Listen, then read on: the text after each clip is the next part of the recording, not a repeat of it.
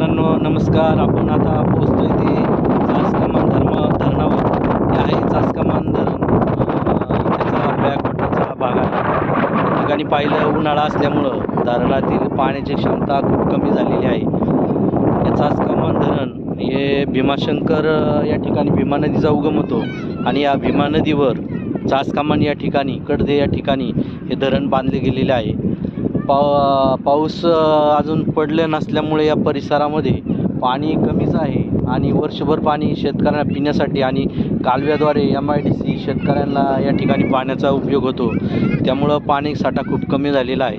या ठिकाणी आपण जर पाहिलं तर हा डोंगर दिसतो. या ठिकाणी Sahyadri international English medium school आहे आणि त्या शेजारचा हा डोंगर आहे. त्या ठिकाणी पुरातन काळातील शंकराचं मंदिर या ठिकाणी दिसत आहे.